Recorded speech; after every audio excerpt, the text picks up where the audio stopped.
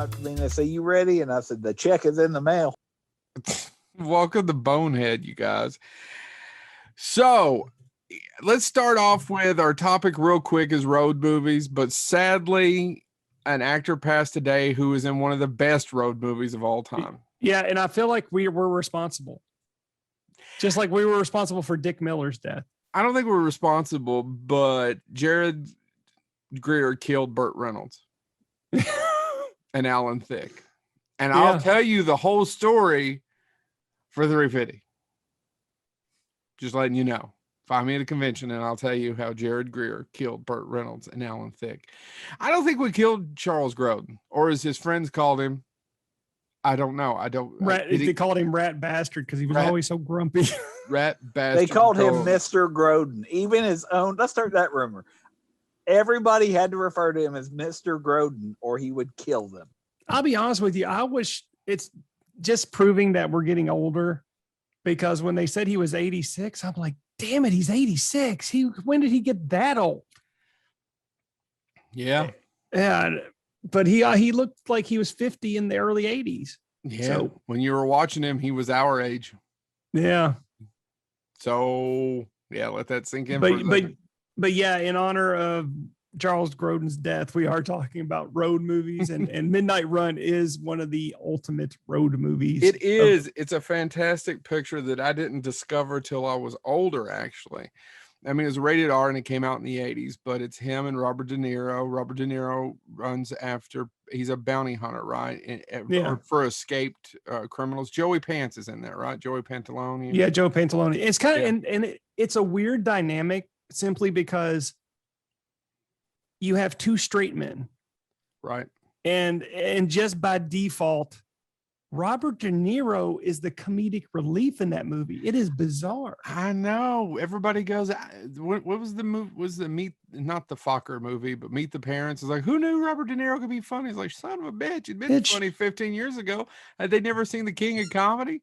Yeah, no offense. Dude's talented. Yeah, he can do comedy. You should see him juggle. But that's a Martin Brest film, Midnight Run. Check it out. I actually didn't bother to see if it was streaming anywhere, but not if you have it. It's a great Charles Grodin film, and one of my other favorite Charles Grodin performances is actually a Clifford. Movie. No, I've never seen Clifford. Seems like the Guns old of Will time. Sonnet. It's the Guns of Will Sonnet, right? I'm actually going to say it's a personal favorite because I watched it with my mom when I was young. Seems like old times with Goldie Hawn and Chevy Chase. That's a good one. Yeah. Aurora's Chicken Pepperoni. What? How about Rosemary's Baby? Yeah, I forgot he was in Rosemary's Baby, to be honest about it, till I was reading. Who is he in Rosemary's Baby? He's the doctor. He's the doctor. Isn't he your OBGYN? Yes, he's Dr. Hill. Holy God, I don't remember that. He was after that Dr. Over the Hill for a while, and now he's Dr. Under the Hill.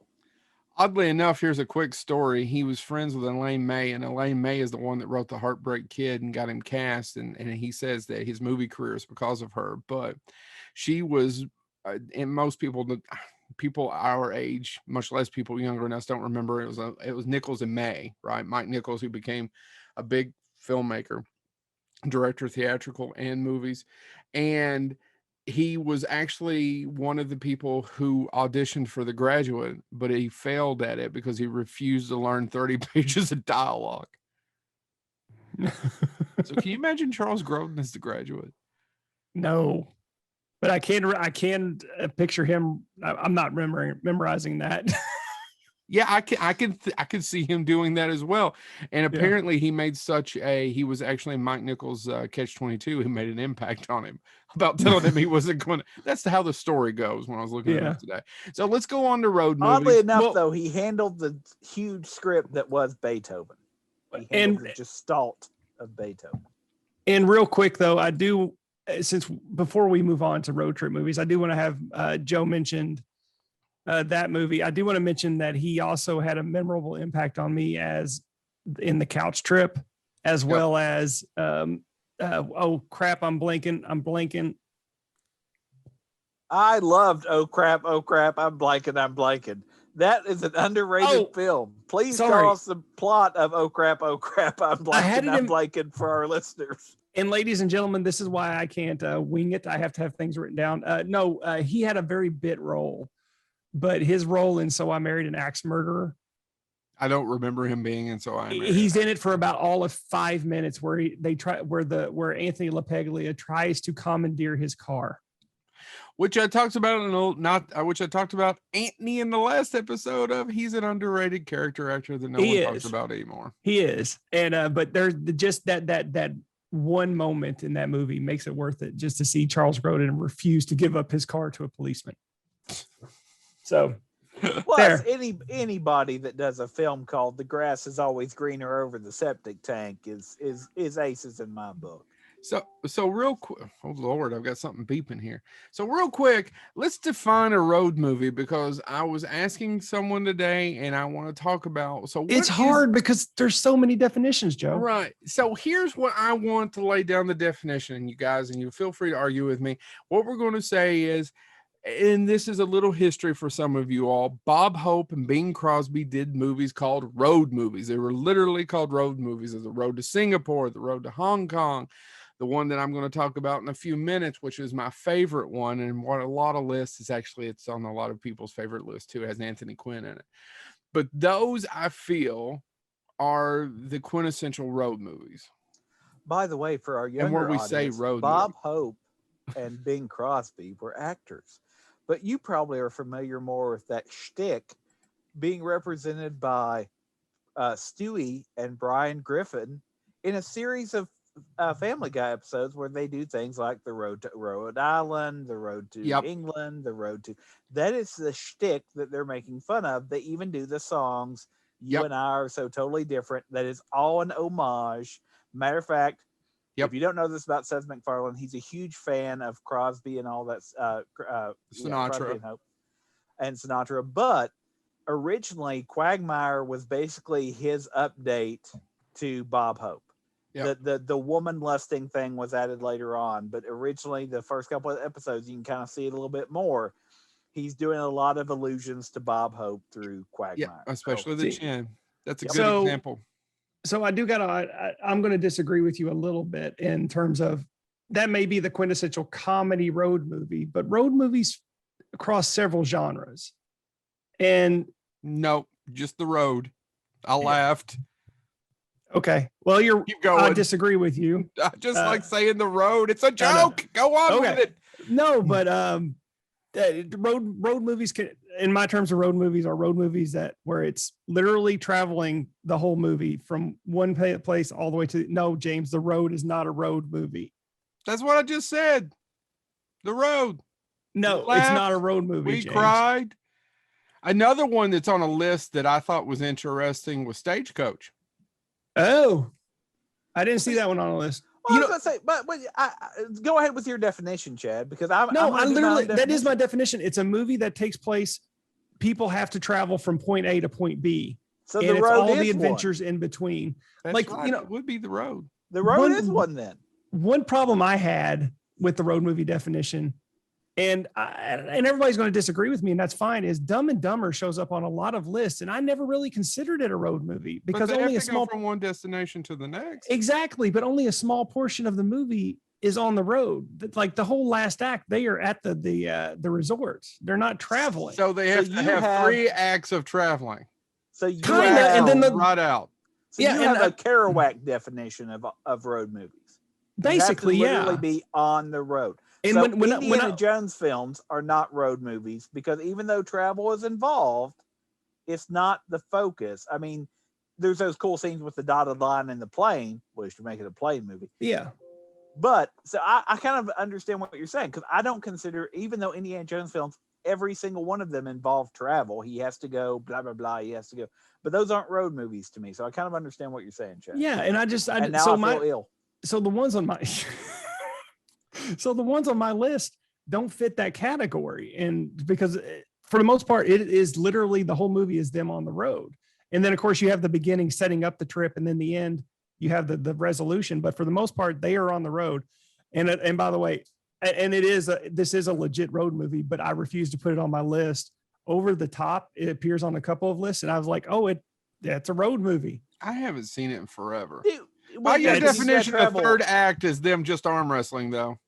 Yeah, that's So all. by your definition, it wouldn't be a road movie. Then there you go. Because I had a hard time, but then I realized they were traveling. But at the same time, the focus wasn't on the locations.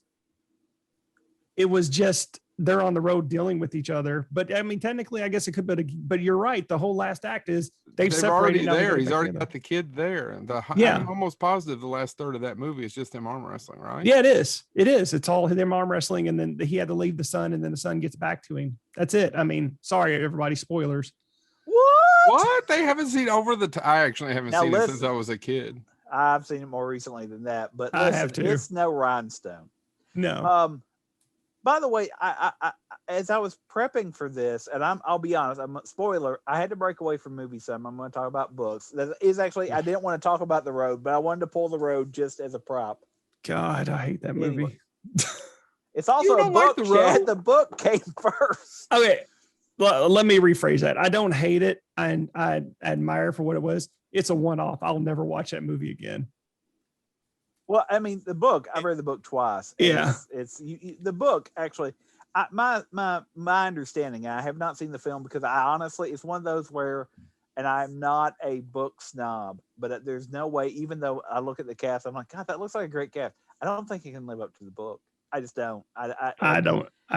It's going to take somebody really trying. Somebody that's read the book would have to then look at it and say, well, the movie does this and it makes it different. From my understanding, the mother's in the book a little bit, or in the movie more. Slightly, though. Slightly, not. It's very it's the argument. Yeah, but it's the argument that I think a lot of the book in the movie more than the book.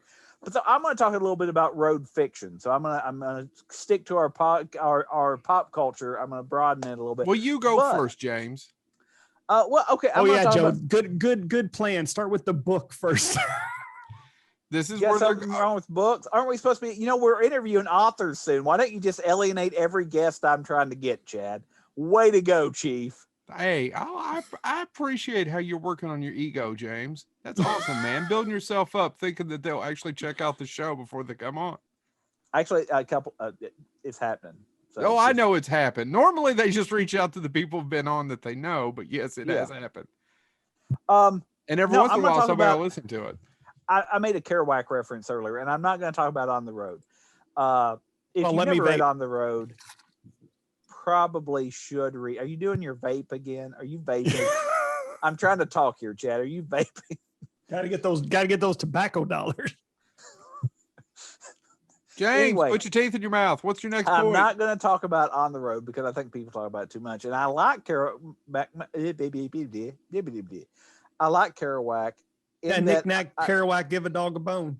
I just listened to The Haunted Life, which was his lost novel, in that he actually lost it and they found it and it sold at auction and then they published it. But I just finished. Was every page just boo?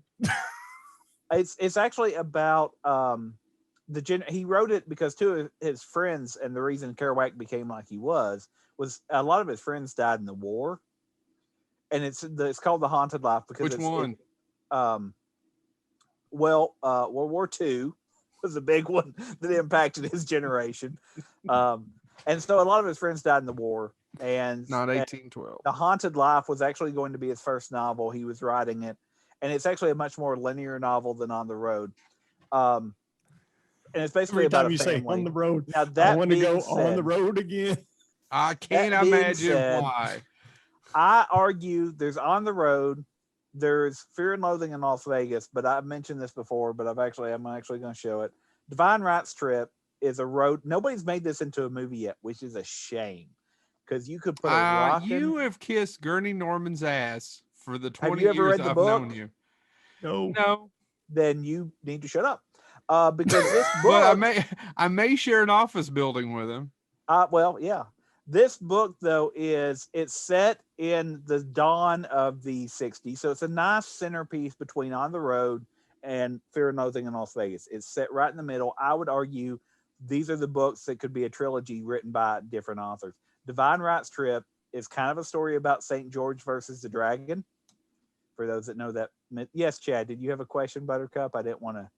Nah, sweet cheeks. I'm good. Okay, thank you. I was And trying hold to. on, I don't know if I'm going to interrupt you. By Chad's definition, we also could not have Fear and Loathing as a road movie either, I agree, but or a story. There's I- not enough of it on the road. I agree. It's set a lot in Las Vegas. That's why it's Fear Now, and Loathing people is out on there who are Hunter Thompson fans, I said by Chad Chad's Jennings' definition. by Chad. So you can yeah. mail him at and send your hate mail too. But if you've never read Divine Rights Trip, it's a story about a guy in a Volkswagen bus, started the drug culture. He may be stoned a lot, and he picks up a hitchhiker, and that's just the beginning. They start driving across country because that's why it's called Divine Right is the name of the character, or the name he goes by, we'll say. It's not his actual name, but he goes by Divine Right, and it's Divine Rights Trip. And so he picks up this kid, and he realizes that the kid has blue eyes, but the kid also is stoned. So he realizes his eyes are red, white, and blue. It's commentary on America. It's commentary on where they're going, what's going on. And Mick Strawn, I mentioned this in a previous episode. Mick Strawn was like, wasn't that originally published in the side column? And it was published over like 40 issues of, yes. Back in the day, the Whole Earth catalog was this kind of alternative For press hippies, publication. for Mick Strawn while he smoked pot and listened to his Grateful Dead albums. Yeah, basically. And they would basically do a syndicated kind of column, but it was on the side. And eventually, if you bought enough issues, you get the complete story. And that's where Divine Rights Trip first popped up. I'm not the only one that thinks this is an overlooked book. If you're familiar with the authors, John Updike, writing for the New Yorker, said this should have been a book that was more read. John Deck, Ed McClellan, I can't say that right. But anyway, Rolling Stone, known for writing for Rolling Stone, is another person who said this book should have caught on the cover of the Rolling Stone. That would be, of course, Rolling Stone. My picture on the cover. I prefer, by the way, the more classic but completely inappropriate Freaking at the Freakers Ball, y'all. Yeah, but that doesn't. We're talking about the Rolling Stone. No. Well, yes, but anyway, it is, and so it's basically the adventures of a guy on a bus finding America, for lack of a better term, finding himself, finding everything else. That same thing that you see in Easy Rider and everything else, except in a Volkswagen bus. The cover art I also love because since it is kind of a version of St. George and the Dragon, you have the dragon circling the VW bus. It's great artwork for the cover. But if you've never read it, I actually do recommend it. It is just a really engaging kind of where was America at this time. So Divine Rights Trip, as we talk about road pop culture. Wrap it up. There you go. Just like your penis. Well, this gets used more.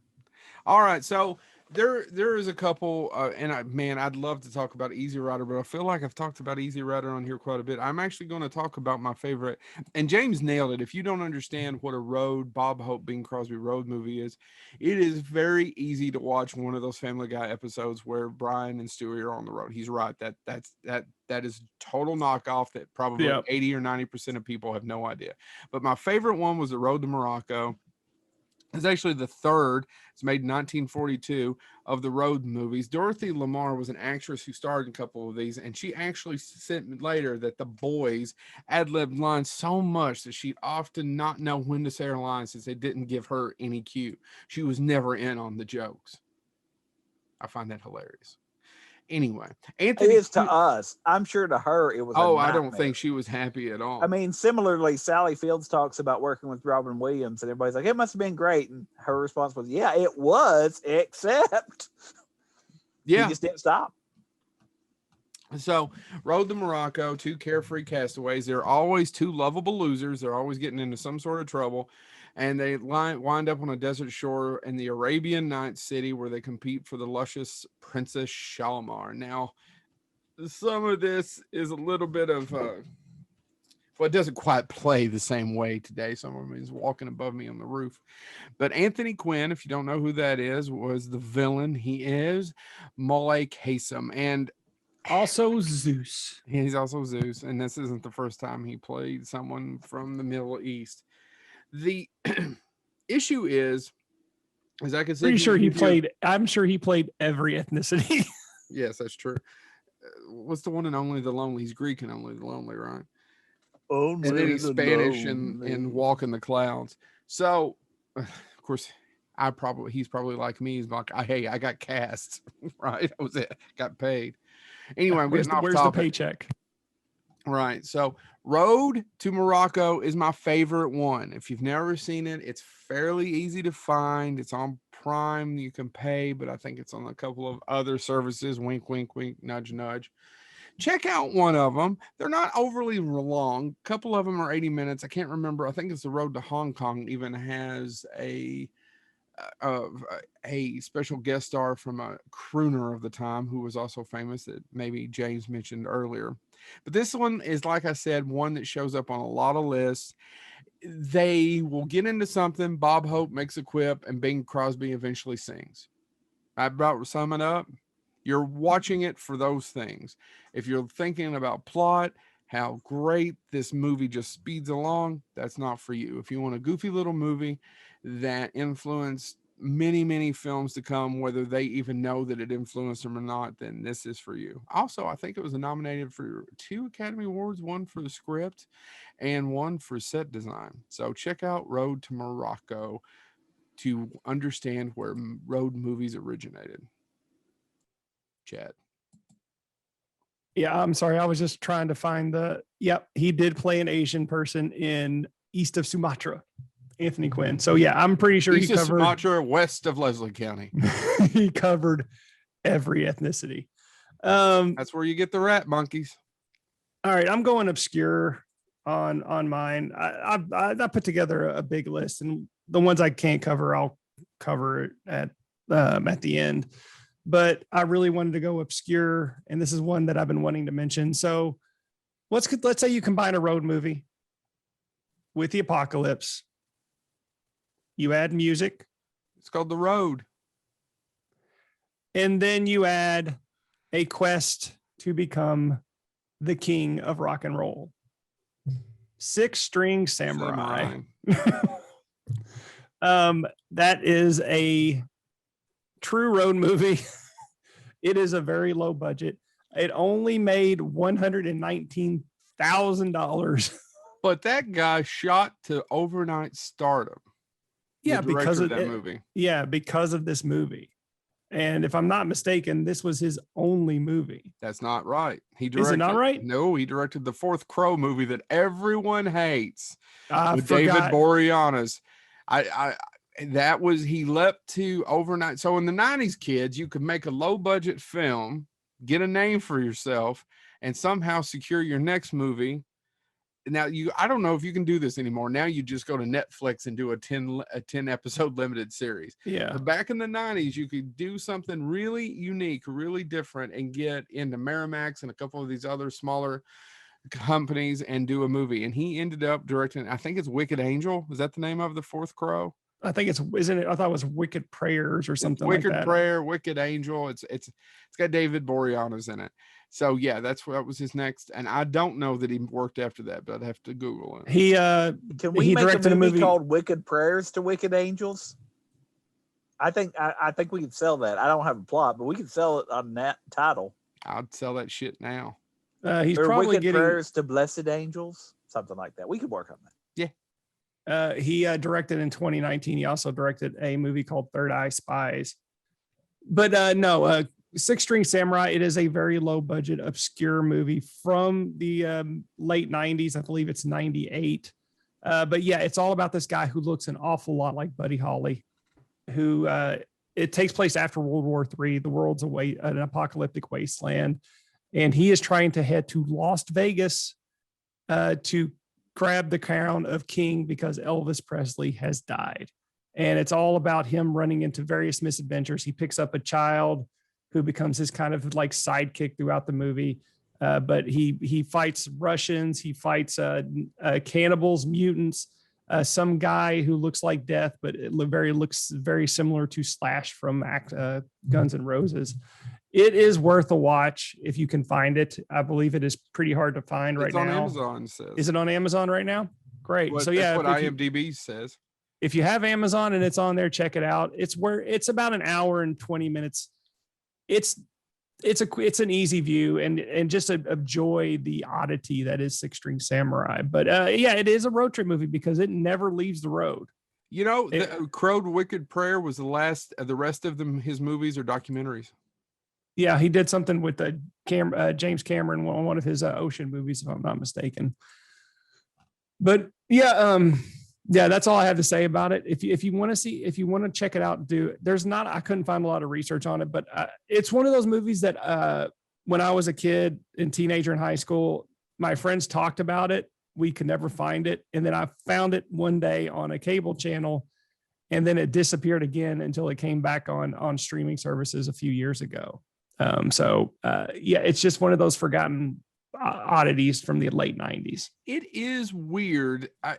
It's one of those that a lot of people like Chad and I loved that I never connected to when I finally saw it. So I wonder how I'd feel about it now, because I didn't care for it. My guess is you still wouldn't care for it. So yeah, I really don't think you'd care for it. It is a little odd, and the action scenes are very choppy at best, but a lot of people our age liked it. Yeah, because we were always, at the time when it came out, if you were really into movies, a cinephile, whatever you want to call us, we looked for those rare oddities because we couldn't find them easily like you can on streaming services now. You had to find a video store that had it, and that was rare. So, I mean, if you found a copy, you were like holding the Holy Grail, and it had something extra special. And 20 years before us, they didn't even have video stores. So there you go. Those people were fucked until it came around on like $1 million movie if they happen to live in a city at 2 a.m. And then I'll piss James off. And of course, because of VHS stores and another show, we also were subjected to movies like Manos, Hands of Fate. But, I digress. That's not a road movie. It all takes place in one location. There is a car in it, but only briefly, and it's looped for about 4 to 7 minutes in a row. Yeah. James, what's your second one, man? It's Manos. No. I'm going to talk about. I'm going to do another book just simply because I do think we need to. Stick to we can't read. Culture, highlight some stuff that doesn't get much attention. I'm just going to read a review of this real quick, just the first paragraph of a review. In one of the most stunning debuts to come along in years, reminiscent of Philip K. Dick's best work and P.D. James's classic, The Children of Men, David Oppegard gives us a world whose near future presents some terrifying realities. I mentioned this before when we talked about plagues. It was the first plague thing I talked about. The book is Suicide Collectors. That's the cover. It's got some glare from my screen on it. Wait, are you talking about books for all of your picks, James? Probably not. Okay. I'm winging it. This is a cross-country horror, sad. But it's effective. It stuck with me when I talked about the plague that's in it for the plagues episode we did. The reason it came to mind for plagues is because it's such a tragic illness that's in this. But it is also a horrific road movie in its own right, a road story, because it starts in Florida and they have to get out west. They have to make it to California to try to figure out the origins of what's called the despair. And so it's all about, and people are committing suicide, and then you never know when it's going to hit you, when you're going to have the urge to just off yourself. And so they have to find a way, knowing that at any given time, and it does happen a couple times in the book, where somebody is with them and then all of a sudden just stops and finds a way to kill themselves. And it's a journey across country with all of that in the background, and the guy's having to reflect on why does he keep going, because that's one of the things that the book kind of plays with is, how do you know if you're ill with this illness, this they call it the despair, or how do you just not know if you're just tired of having to watch everybody die? So where can I watch this book? It's called The Happening. It is not. This book it's really effective. I didn't care for The Happening, James. If you do like Children of Men, which I know Joe hates, I remember that time. Where can I watch this book? For hours about how much he hated Children of Men, and we were like, Joe, it's an okay story. James, you son of a bitch. we were talking about road movies, and I was counting until Joe was like, "Is Joe going to mention Children of Men? Is Joe going to mention Children of Men?" And I no, you can't. did. In the third act, they're fighting in one place. You won't let me mention it. No, you're banned. I was like, shit, oh my God, they're going to shoot each other. They haven't moved for 10 minutes. It's off Chad's list. Keep going. Suicide Collectors. Suicide Collectors, it is, if you like horror, if you like road movies or want to experience a horror. Terror pictures, buddy. Call them terror pictures. But I mean, especially if COVID's got to you and you're like, could it be worse? It can. Check out Suicide Collectors. It is a journey across America in a plague time. It's not like The Stand. It's not like that per se, but it is there's parts of it that are very dark, very sad, but it's really effective at this idea of how do you get from here to there with everything else happening. And so in that way, it is like a road journey. It is, and it's worth your time to read it. It's not overly long. It's just 4,000 pages. No.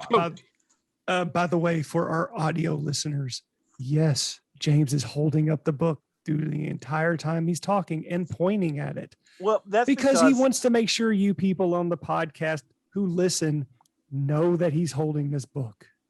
Chad, one of the ways we could get views is something called book talks. Audio listeners, he is still holding the book. And so when you do a book talk, and there's some people that do this, I've recorded a couple that I thought uploading to Bonehead, and I've talked myself out of it, but I'm going to eventually just do it anyway. But it's a nice way to actually. He is now tapping the book again. Yep. Look, now what am I doing, Chad? He is. Oh my. Anyway, so yeah, definitely. If you're looking for road fiction, check out Suicide Collective. If you like dark fiction.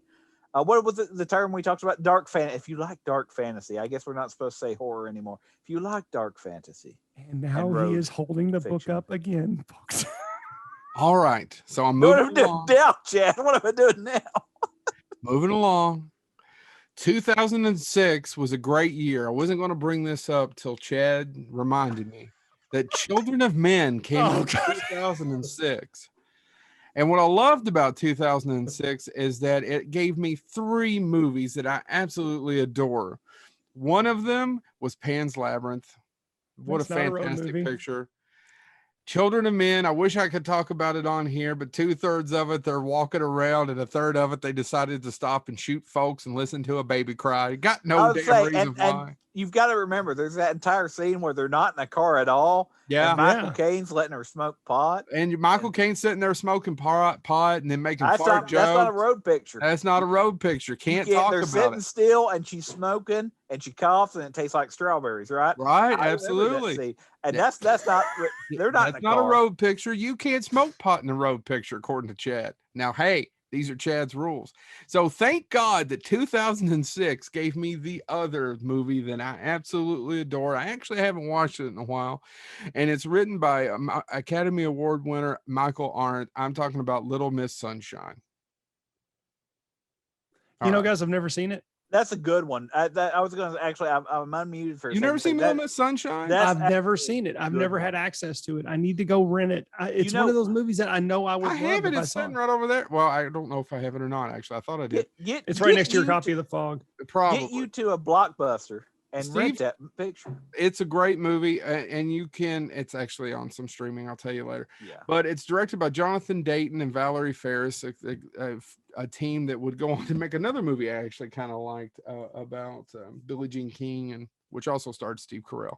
But it's got Steve Carell, Toni Collette, Greg Kinnear, and it launched the career of Alan Arkin, Abigail Breslin. And I thought at the time, Abigail Breslin, who did they find this? Where did they find this little girl? She's absolutely magical to watch. And Alan Arkin won his last best. Well, he's not dead yet, but he won Best Supporting Actor for this movie as the heroin addicted grandfather, right, James? So basically, it's a family that have got to get little Violet to the finals of his beauty pageant, and they take a cross-country trip in their VW bus. And Steve Carell plays the brother who is a professor like James and is also depressed like James. He's also attempted suicide like James, and he's trying to get it all back together because he lost his lover like James. He never lost me. Correct.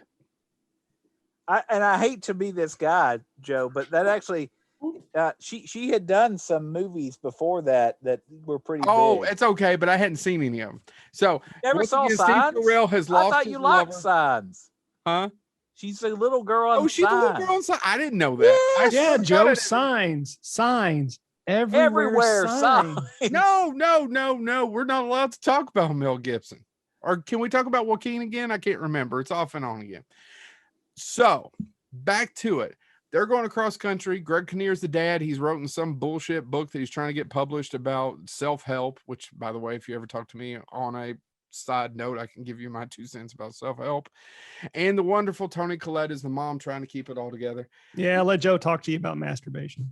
Well, that's not self-help. That's just literally masturbation. And Paul Dano is the son who refuses to talk because he's trying to. I'm pretty sure masturbation is a huge definition of self-help. Well, it depends on how you're doing it. I'm glad you're doing it successfully. Back to Alan Arkin plays their. He's great at stand-up guys. addicted James, what do you father. think? Stand-up guys or the role in the Muppets? Oh, I think you can do both. Yeah, I think so too. Alan Arkin's good. So Yeah. Alan Arkin. The Russians I'm are loving coming. this.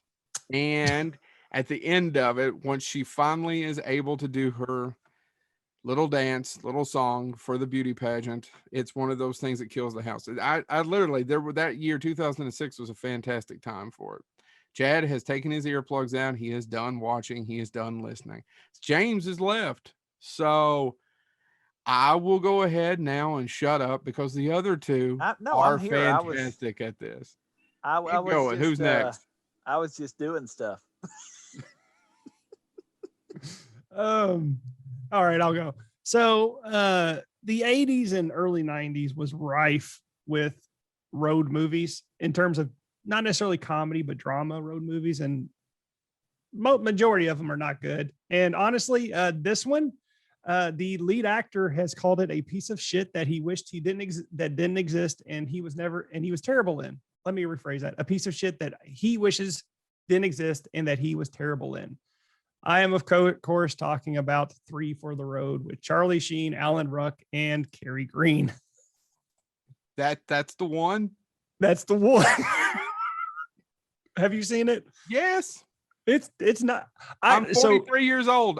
I grew up in the 80s. Yes, I have not seen it since the 80s, but it's one of those movies that stuck with me. The plot sort of sticks with me. Also, I had a crush on Cary Green when I was a kid. You could have just did The Wraith. Or yeah, did The Wraith not drive long enough? It's not a road movie. It's not traveling. They're in the town. Well, that's because it's not told from the point of view of the car. Yeah, that's true. The car's moving all the time. Yeah, no, it is. I don't believe this one is very highly rated, and its release date is based on the date it was released in the Philippines.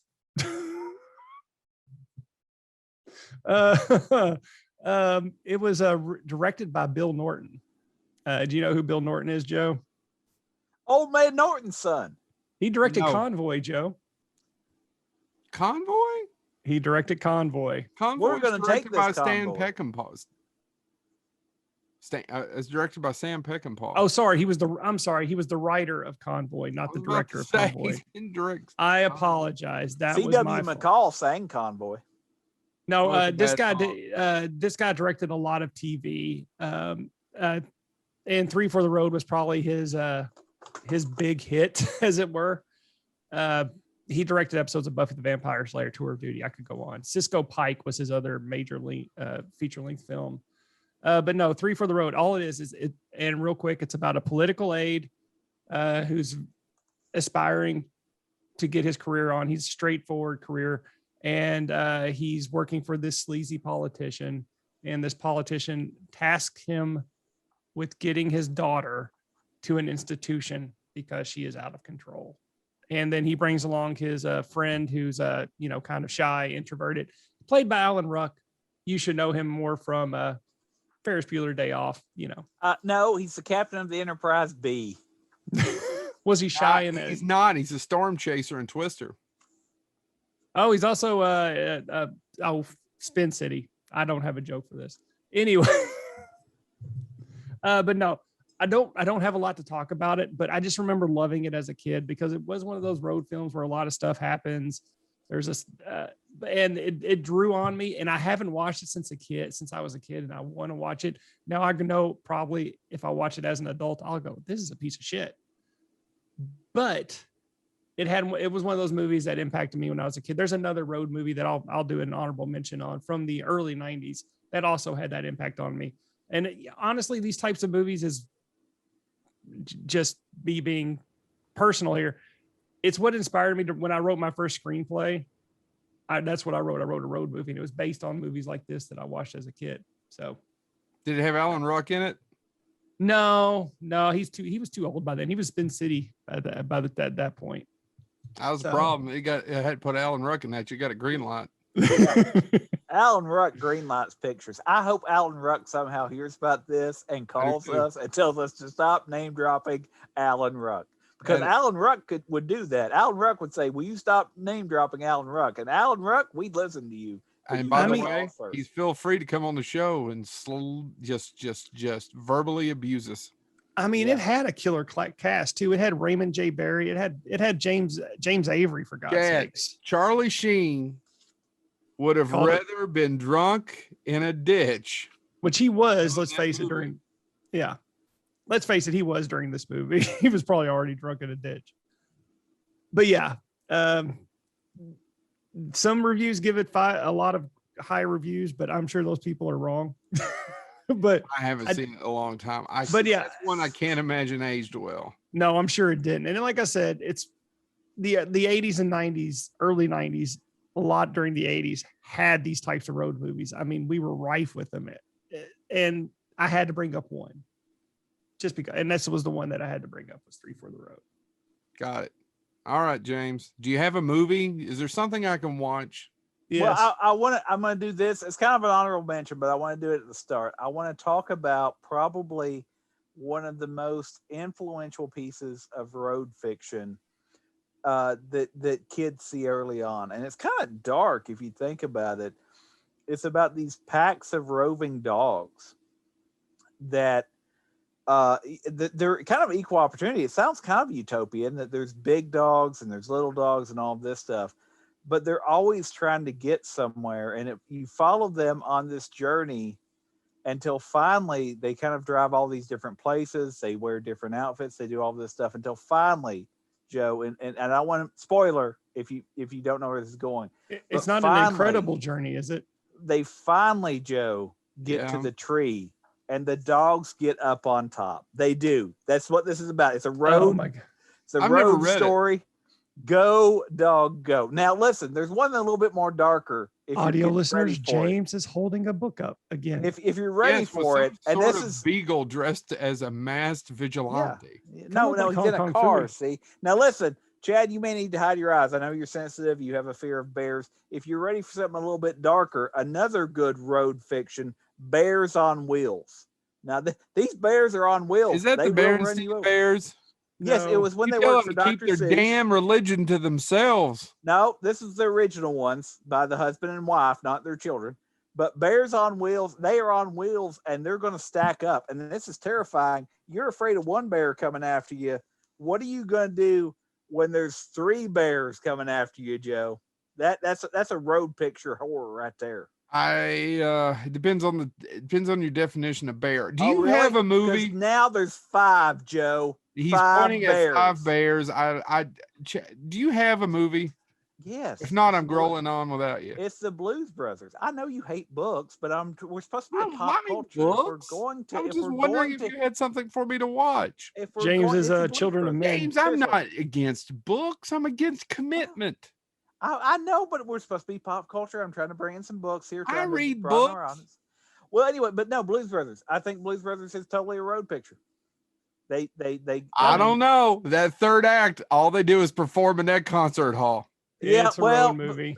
But the car does feature. I mean, the car is a character. There is 20 minutes where they do nothing but do musicals at the end of the movie. Of course, they do go back to drive a little bit more. Yep. Yeah, but there is a big chunk there.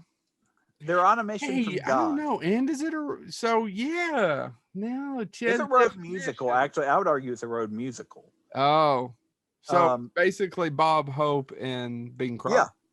Yeah, I mean, because they are, Well, they are two idiots who kind of, well, not idiots, but they're two ne'er-do-wells. well, they're two narrative wells, and they're really, I mean, I wouldn't say idiots is necessarily they're brilliant, but they're brilliant in very select ways. Well, they're Like they're they're brilliant narrative wells. they But are yes, they just happenstance. They are besieged by their fate. yes, yeah, they're on a mission from Gad. Gid.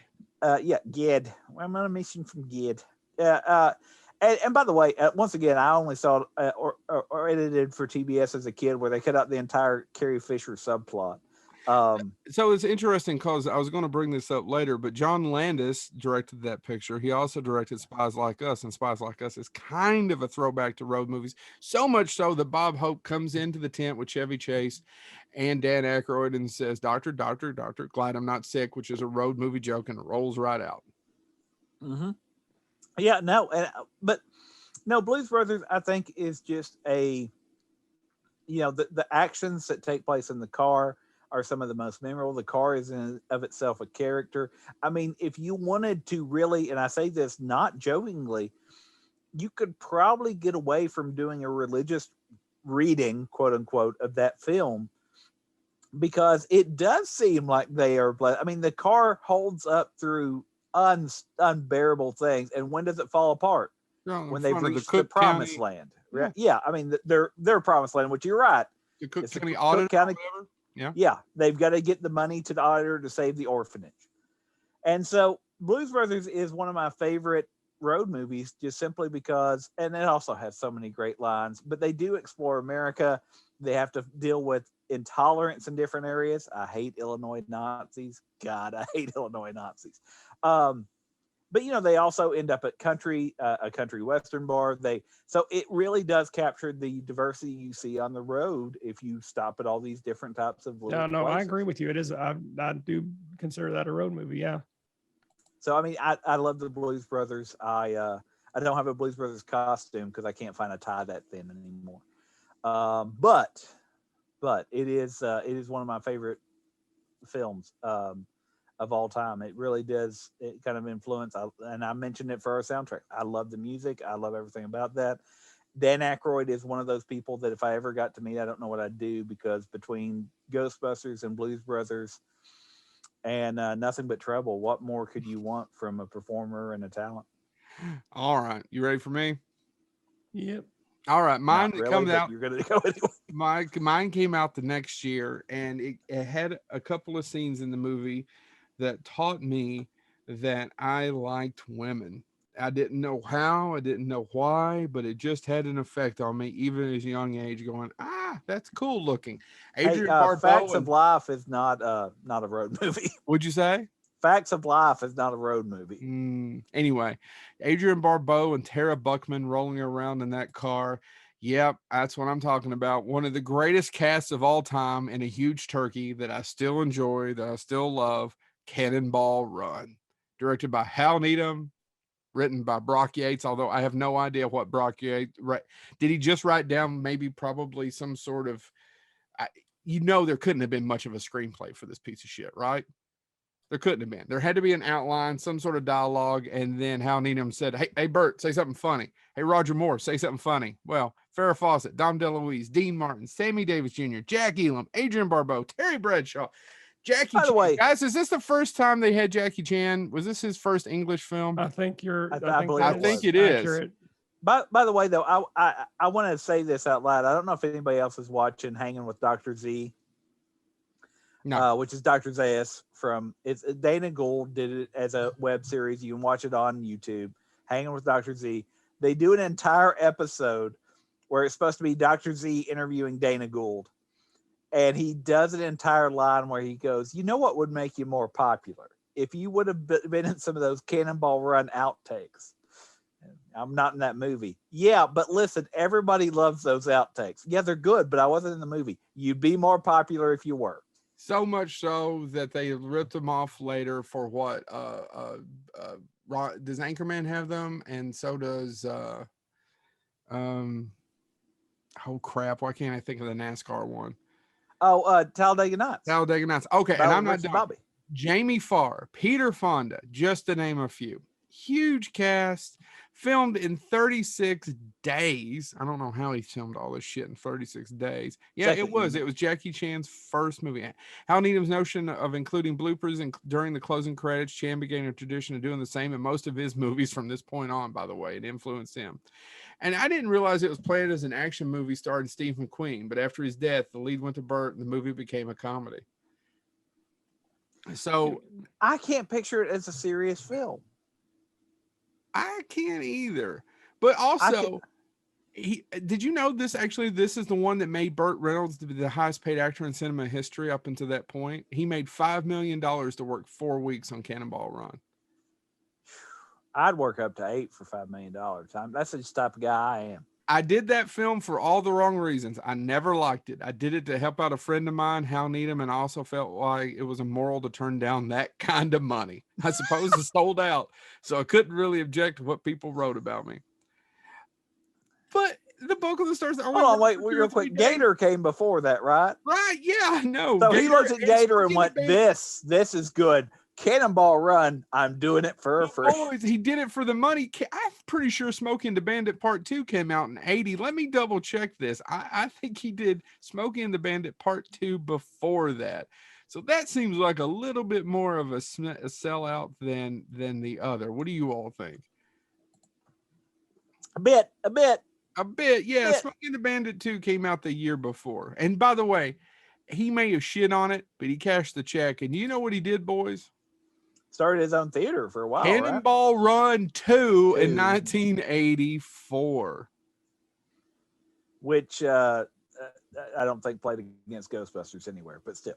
No, probably not. It is not a good movie, but it's enjoyable with probably one of the best casts ever that makes no sense.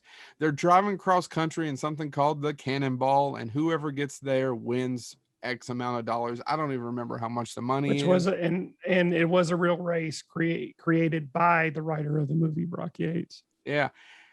There you go. The Cannonball was a real race. You got this comedy as a success enough to make a sequel out of it later. Hal Needham, by the way, back to James's books, Hal Needham wrote one of my favorite autobiographies. He's not a fantastic writer, but he has some fantastic stories.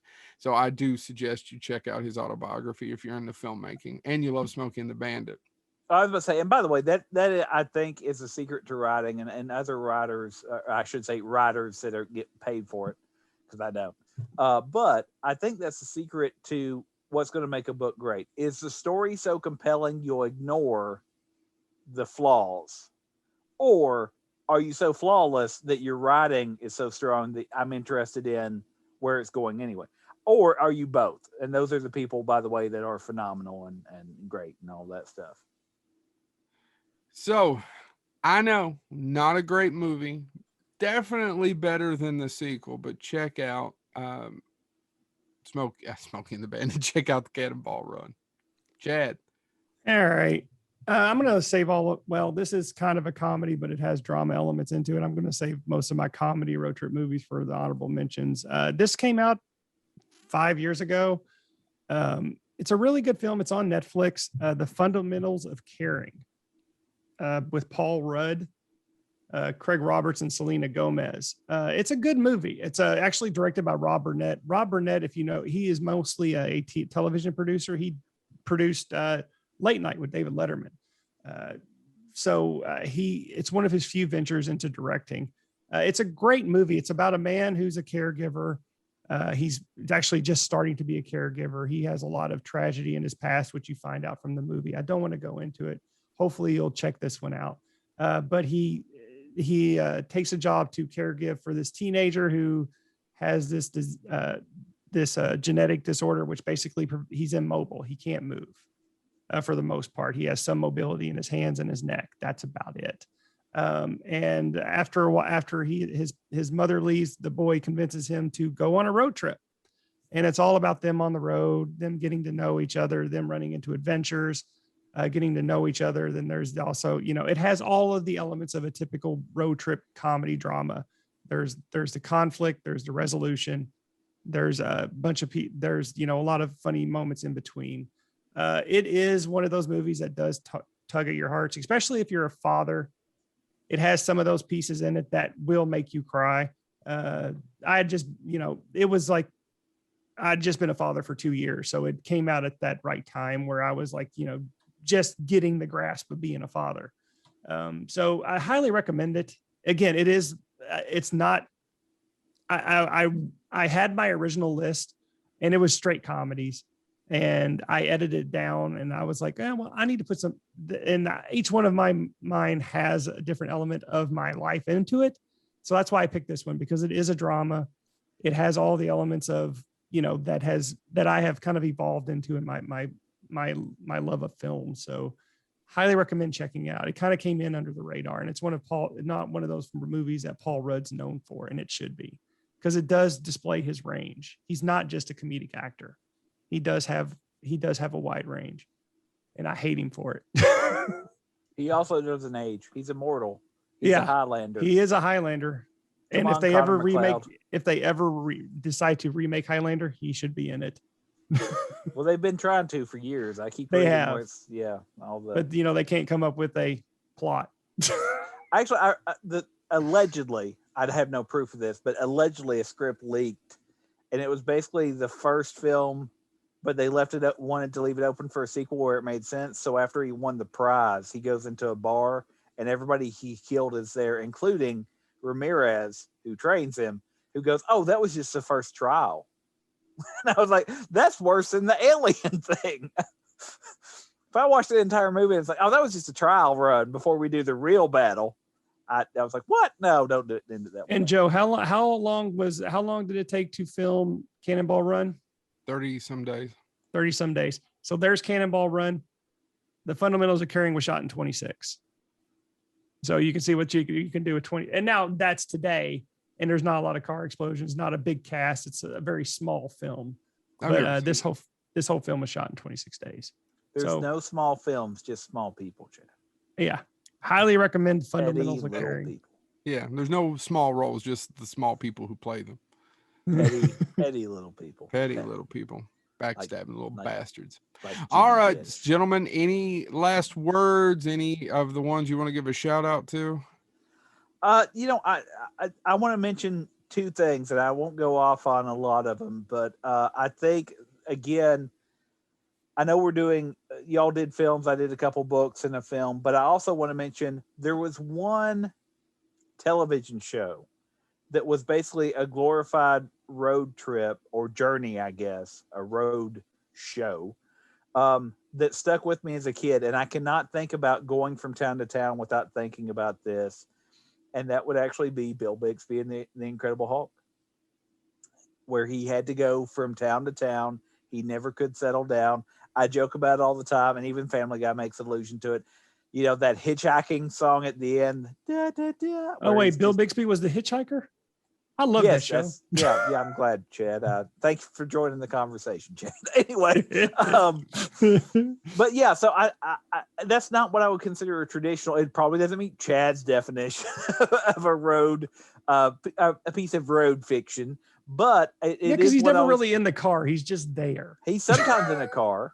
There's some episodes where they pick him up in a car. But so that's another one, and it really did have a big impact on me. I also wanted to mention. So would Highway to Heaven be a road trip show? I never saw it. Did he get angry and gain power? I don't think I've ever seen an episode of Highway to Heaven. I saw the opening credits because it used to come on after something I watched, and then we changed it. Like my parents didn't even watch it. Not parents. That was one of the shows my parents actually made me watch, and I got into. I actually watched Dallas. Now that's a prequel to Touched by an Angel, right? Oh God, Touched by an Angel is so terrible. I've never seen an episode of that either. I have. Now, Touched by an Angel, by the way, for those that don't know, was the Christian version of Ghost Whisperer. I've made 15 people angry in the past 5 seconds, and I couldn't be happier. And if I'm not mistaken, the Saturday night lineup was Dr. Quinn, Touched by an Angel, and then Walker, Texas Ranger. I was going to say, by the way, what's funny about that lineup is my parents watched Dr. Quinn. I don't know what the competition was, but we must have watched it. But then they would flip back over for Walker, Texas Ranger. So that tells you a little bit about my upbringing. I wanted to mention, by the way, and we could probably do an entire episode on this, but I wanted to at least mention one road song, keeping this pop culture focused. And I wanted to give a shout out to, because it does reference a lot of road films, including, and road fiction, I should say, because one of the lyrics is "On the road like Kerouac, Asleep at the Wheel" by the Bloodhound Gang, which, as like I said, it's a lot of, talks about taking lots of no-dos and caffeine and drinking black coffee to stay awake so you could drive. You could also argue "No Sleep Till Brooklyn" by the Beastie Boys and stuff like that. So as we're talking about road, I wanted to throw those out there because those are almost stories in of themselves. And I'm in my car quite a bit sometimes, and I'm on 9-hour drives. So that is the type of stuff I listen homeless. to. And well, I mean, right now, no, but it could happen. Fate can befall all of us. An angry lover kicked him out. I mean, I wouldn't say angry, probably dissatisfied. Sure. No, it's pre-coitus. Angry, no. Dissatisfied, disappointed, suicidal. Sure. Maybe I caused all those. Premature coitus. I don't think that means what you think it means. Well, okay, and there's a couple I left out and one of them I wanted to put it on there, but it's truly a movie I've seen that I love. It's directed by I really like. It's directed by Frank Capra. It's Happened One Night. And it's Claudette Colbert and Clark Gable, and he's a newspaper guy trying to track down an heiress and get the story. And it won 5 Oscars, which it took years and years for another movie to do that. But some people say that is actually the first road movie. It's a good movie. It's Frank Capra. Of course, it's a fantastic. You should check it out. It's just not something I naturally go to. What about you guys? Now, a couple that I do naturally go to or do like, one's Bonnie and Clyde, and the other one would be Faster Pussycat Kill Kill. Really? No, I don't go to it. I was going to say, really? I couldn't imagine you getting into Russ Meyer. I don't. I don't at all. I like scenes. I think some of it's funny. Yeah. I actually like the documentaries about Russ Meyer. Russ Meyer is one of those people who's like John Waters, with the exception of Serial Mom and Cecil B. Demented. I actually prefer John Waters to his actual movies. I would love to hang out with John Waters. I think John Waters, I will agree with that, but himself. I will agree with that, but I have to add Serial Mom to that list. I just said Serial Mom and Cecil B. Demented. Yeah. Oh, I'm sorry. I thought you said something else. Yeah, Serial Mom. It's just. Thanks for joining the conversation again, Chad. I'm sorry. I was over here doing this other podcast. I've got one foot in another podcast, and this other one's over here in a banana peel. Jesus, I really thought you said something else. Meanwhile, Serial Chad Mom Jennings, and Cecil B. Demented. Except for those two, I don't care for Crybaby. I know people out there are going to yell at me.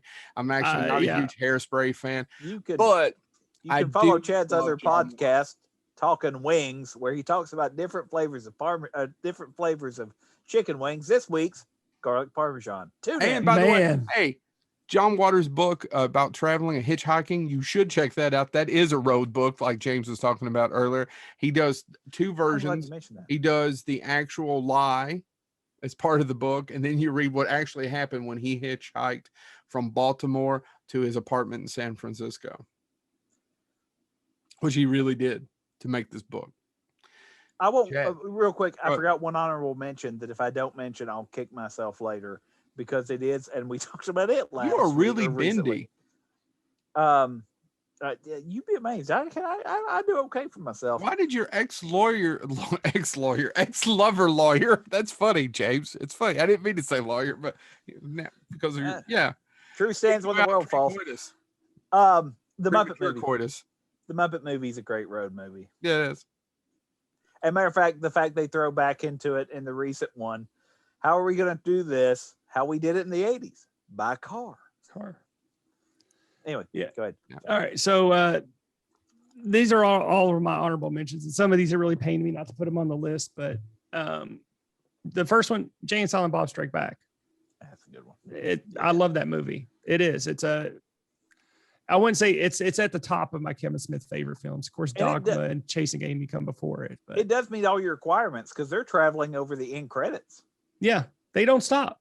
Oh, they stop when they get to the studio, but I wasn't Yeah, going to bring but- it up. No, but at the They end, do though, stop. about But 20 minutes every there. road trip movie, it's all about getting to a destination, and then something happens at the destination, Joe. But Well, at the yeah, end, he's so then that would be Dumb and Dumber. Oh man, but there's a lot there at that chunk of that But movie. 2/3 of the movie is about them getting to Aspen. Yeah, no, but I mean, again, it's just that And the seems like a last small third of portion Jane of Silent that. Bob takes place on the set. Yeah, but anyway, I consider it a road trip film. So anyway, a road movie. Your head's going to explode. I Later also- on going to be, man, how much are they on that studio? That's Miramax. Yeah. That isn't the other really one's- Miramax. Because The other one's Clockwise. I love Clockwise, and it's not Clockwise with John Cleese. I've never seen it. Oh my God, you need to see Clockwise with John Cleese. It is amazing. It's just such. James, It's have you seen him. it? I have not seen it, but all I can say is I Oh my dislike God, Chad guys. so much. I will only watch counterclockwise. Oh shit! You beat me to it. Seriously, Clockwise is on Amazon Prime. Both of you watch it and let me know what you think. According to If this, in- it's a smart calendar assistant that frees up your time so you can focus on what matters. If anything for Clockwise, watch it till the very end when he finally snaps. It's amazing. Clockwise is. I wish I would have brought that one up. I thought you both had seen it. Oh, he's a comprehensive school headmaster, which is funny because he really did go back and teaches it at his alma mater for a couple of years. Yeah, Clockwise. And if you all have not seen, if our audience has not seen Clockwise, you need to check it. He is a schoolmaster who is obsessed with time. Everything has to be exactly on time and on schedule. And he's actually receiving this award, and he has to get to the location, and then a series of events prevents him from getting there on time. You need to watch it. Seriously. It's only an hour and a half, guys. Watch it. I've mentioned this a few times, but Everything Is Illuminated is a great film directed by Liev Schreiber, starring Elijah Wood. I think it was Elijah Wood's first movie after doing Lord of the Rings. It's a great film. 3,000 Miles to Graceland. I didn't know if that really fit into the road movie genre because it's not a whole lot on the road, but I felt like mentioning it. God Bless America. We've talked about that one, Bobcat Goldthwait's film. And then finally, before I mention my final one that it really hurt me not to put on my list, I want to talk about Breaking the Rules. That's fits into the 3 for the Road, 1992, starring Jason Bateman, Jonathan Silverman, and C. Thomas Howell, and then Ann Potts. It's about a friend who's this man who's dying of cancer, and he convinces his 2 friends to go on a last road trip with him before he dies, and it's all the adventures that ensue on that road trip. And then finally, the one that I wanted to mention, but it was my number 1 on my list before I edited it down, Pee-wee's Big Adventure. That for me was the ultimate road trip film for me as a kid and part of my teenage years and a little bit as an adult. So love Pee-wee's Big Adventure, brought us Tim Burton, brought us Paul Rubin. And By the way, I should apologize to my high school freshman English teacher. I apologize for leaving The Grapes of Wrath off of my book list. That's a road picture. Oh my God. Yeah, I have read The Grapes of Wrath.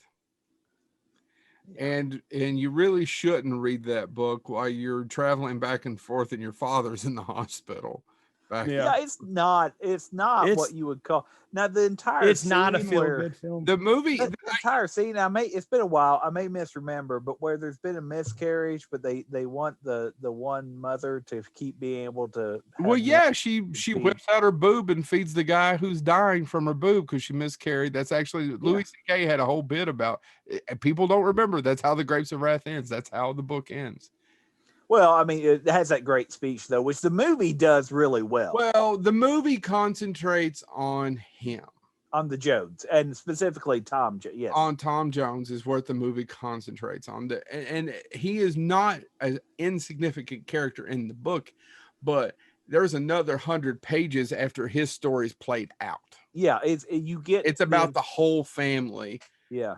Steinbeck writes about the whole family, and I get why the movie is it's fantastic. It's I almost said Henry Fonda, and everybody remembers that great speech from Henry Ford about how unions are going to kill this country. Anyway, but Henry Fonda's wonderful in it, and everybody remembers that. But the book's it is the book, but it isn't. It just concentrates on him. Jode. It's not Jones. It's Jode. It's Jode. I was going to say, I was Jode wondering what family. y'all were doing because I was like, that did not sound right. No, it's the Jode Jodes. family. It took me a second. Yeah, and there's a bunch of other ones we could have talked about because some people would argue like Near Dark is a road movie. Natural Born Killers. It's not a road movie because Chad says it takes place in I don't really feel like that's a road movie. Seriously, I don't. I'm just saying some ones that I know will get kicked back on. I could be a smart ass and argue with you, but actually the problem is they kind of stay right around the same little region. Yeah. But should we mention, and just simply because the talent that's in it and the fact it was Academy Award winner, right? Thelma and Louise. Thelma and Louise is a road movie. Yeah, no argument there. Plus, I mean, all the ones. Hold on, it's not a road movie because they both die. So does that disqualify Dirty Mary and Crazy Larry too? So that was an argument that I got into Christy with when we were talking about Vanishing Point. And she's like, I was like, well, I don't really see, but Vanishing Point is Kowalski is trying to get somewhere. Is it a road movie? But I feel that it belongs to an even more slightly esoteric little group of 70s. They're going to die at the end road movies, which we could do a whole episode on. The doomed generation of road movies. Right. I mean, Dirty Mary, Crazy Larry, Vanishing Point, and the lead folk have to always die at the end because it was the 70s. Yeah. Yep. Hey, Chad, have you watched Wild Strawberries yet by Bergman? No. Okay. I know you said there were a bunch of Bergman movies. Yeah, I haven't got to him yet. Some people argue that that's a road movie, though I don't. It's more journey of the. Really? I doubt it. I don't know. I always tell I don't even know where you'd find Wild Strawberries. Well, I never understand that berry and apple picking. I thought it's because I grew up in a holler and you had to go on the strip job to do that, and you have to watch out for copperheads. It wasn't really a pleasant experience. Once again, listeners, if you've not heard of Hanging with Dr. Z, Joe, you just reminded me of an entire line. He goes off on a thing going, oh, he's interviewing Janet Varney, and he goes, you and me, we should go apple picking. You know, that's where you go out and do somebody else's job. Yeah. Basically. And you pay them to do it. Mm-hmm. Yeah. All right, guys. Well, if that's it, this has been Bonehead Weekly. If you have things you want to argue with us about, please use our social media.